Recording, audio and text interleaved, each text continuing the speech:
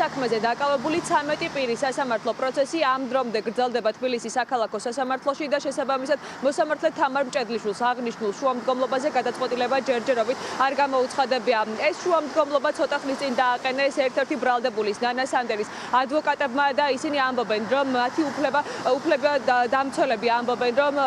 მათი დაცვის ქვეშ მყოფის ჯანმრთელობის მდგომარეობა იმდენად მძიმეა და რთულია, რომ მისთვის ყოველი დღე საპატიმრო დაწესებულებაში შეიძლება იყოს სიცოცხლისთვის გადამწყვეტი და ამიტომ სწორედ აქედან გამომდინარე მოითხოვენ, რომ მისთვის აღკვეთი ღონისძიება იქნას შეცვლილი და ის 5,000 ლარის გირაოს სანაცვლოდ იქნას გათავისუფლებული. რაც შეეხება სხვა დეტალებს 4 ოქტომბრის საქმესთან დაკავშირებით დღეს მთელი დღის განმავლობაში საქალაქო სასამართლოში ვიდეო მტკიცებულებების ბრალდების მხარის ვიდეო მტკიცებულებების განხილვა და გამოკვლევა მიმდინარეობდა 6 ვიდეო მტკიცებულება ჰქონდა დღეს პროკურატურას წარმოდგენილი სხდომათა დარბაზში, თუმცა როგორც ბრალდებულების უფლება დამცველები ამბობენ, ეს ვიდეო მტკიცებულებები ვერ გამოდგება მათი დაცვის ქვეშ მყოფების წინააღმდეგ იმ ბრალის დასამტკიცებლად, რასაც მათ პროკურატურა უყენებს, რადგან როგორც უფლება დამცველები ამბობენ, ამ ვიდეო მტკიცებულებებით ვერ დასტურდება, რომ ბრალდებულები რაიმე სახის ძალადობას ახორციელებდნენ, მაგალითად შინაგან საქმეთა სამინისტროს წარმომადგენლების მიმართ ან თუნდაც სახელმწიფო სტრუქტურაში შეჭრას ცდილობდნენ. დღეს ჩათვლით გამოვიკვლიეთ 6 ერთეული ვიდეო მასალა, სადაც ჩემი დაცვის ქვეშ მყოფის მიმართ რაიმე სახის მტკიცებულება არ არსებობს. თვითონ კადრშიც კი არ ფიქსირდება, მხოლოდ 7 საათიან ვიდეოში გაჟღერდა კადრში, სადაც თვითონ ემიჯნება ნებისმიერი ფორმით მიმდინარე მოვლენების განვითარება. ეს არის არსებითად მნიშვნელოვანი გარემოება, რომ დღეს დავაყენოთ აღკვეთის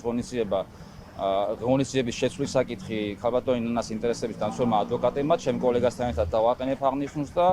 პროცესუალურად არსებობს საფუძველი აღკვეთის ღონისძიების შეცვლისას. რატომღაც პროკურორი ყოველგვარი კონკრეტული მითითების გარეშე ძალიან ზოგადად და შაბლონურად ხსნიდა თითოეული აქციის მონაწილის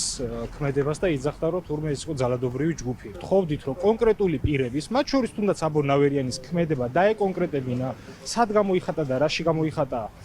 მისი მხრიდან ძალადობა, პროკურორი ამას თავს არიდებდა. ათში პირდაპირ გეტყვით, რომ 99% სადაც პროკურორი მიუთითებდა აბორ ნავერიანი არ იყო. ის, ვისაც ორგანიზატორებად მოიხსენიებს ამ შემთხვევაში ბრალდების მხარე,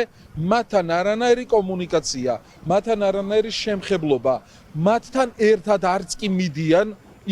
პრეზიდენტის სასახლესთან 4 ოქტომბერს ეს ნათლად ჩანს ვიდეოებში, რომ სხვადასხვა დროს ხორციელდება და კონკრეტულად გურიელ ქარდავა უკვე როდესაც ეგრეთ წოდებული იყო მესერი უკვე გადავარდნილი არის და უკვე მოგლეჯილია თუ მოხერხილია თუ